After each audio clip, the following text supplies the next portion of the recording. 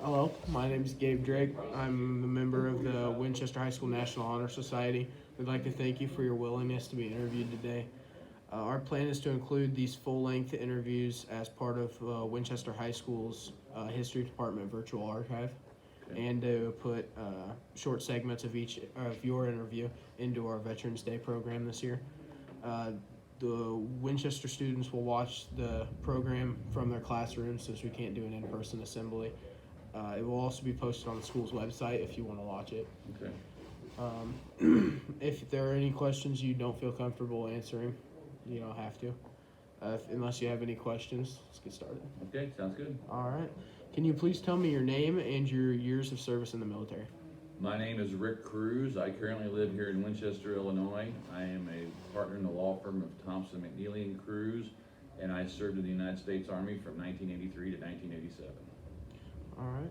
Why did you pick to serve the branch you did? My family has a long history in the military.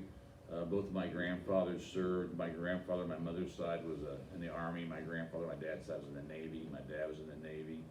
When I decided to join the military, the thought of getting stuck on a boat at sea just didn't seem really appealing to me. I knew that I needed to find some form of motivation and self-discipline, so I wanted to be a soldier, so I joined the Army. The Marine Corps got me some motivation, but I didn't need that much motivation, so I was kind of out. And well, the Air Force is the Air Force. That was just out. So. All right. Next question. What do you remember about your boot camp or basic training experience that you remember to this day? You're tired. The entire time you're there, you're tired. Sleep was a dream that you would go after if you could find it in any way, shape, or form. The whole time you're there, they run you down. You're physically exhausted for 8 weeks. That's the one thing that I'll never forget about basic training. During your years of service, are there memories of or memorable moments or people that you still remember and think about today? When I was in the Army, I was airborne. So one of the one things you will never ever forget, and it depends on if you realize this or not, but the things you'll never forget is your first jump, for obvious reasons, and your last jump, if you know it's your last jump. I had a guy tell me when I was in, he goes, remember how scared you were and how anxious you were on your first jump? He goes, wait till your last one. And I didn't understand what he meant. Well, when you're in the military and you're airborne, you have to jump on a regular basis to keep your jump pay. And as I was phasing out and I was out processing, I needed to get one last jump in, and I knew it was going to be my last jump. And then all of a sudden it hits you, okay, I just have to do this one more time and not have anything go bad. And honestly, the anxiety of that last jump was as bad, if not worse, than the first one, because I only got to do it one more time and not have something go wrong. So. All right. Do you recall the day your service ended, and what did you do in the weeks to follow? All I remember was when my service ended, I had a truck loaded full of my stuff, and I drove from Fort Bragg, North Carolina, back to Chapin, where I grew up at. I was in the process of going to work for Magnavox to kind of work on the same equipment that I had been working on while I was in the military. So I was in kind of a transitional phase. When I got out of active duty, I was going into government contract work. So that's kind of what I was doing. So I came home for a while, spent some time in Chapin, and then I turned around and moved to Fort Wayne, Indiana, and go back to work for Magnavox. So that's, while I was phasing out of the Army, I was getting another job in the civilian side of things.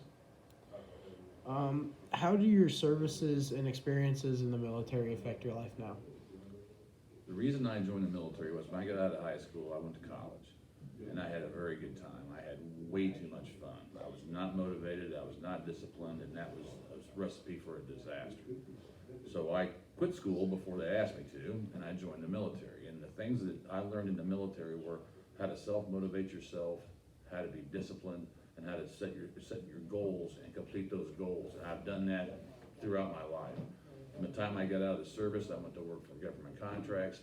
When I decided to go back to college, you go back to college when you're the one flipping the bill, it makes a little bit of a difference. Granted, I had some benefits from being in the military to help pay my tuition, but yet I knew why I was going. I knew what my end goal was. I went through undergraduate school, I went to graduate school, got my law degree, and even from that point forward, I've always used the things that I learned through the military on how to be motivated, self-disciplined, and it's helped me all throughout my life. Is there anything that we did not cover in the interview that you would like to add? Not really. I mean, the thing is that being a veteran is something you take with you the rest of your life. I mean, it makes me proud to know that I served my country. And I think everybody should consider it. I mean, I know we grew up in a different time now. I have a son who's the same age as you guys, and I know he's thought about it, but he's not real crazy about joining the military. But there's nothing bad about it. And when you get older and people recognize you for the time you served, it makes you feel proud. So. All right, thank you. Thank You're you. welcome. Thanks for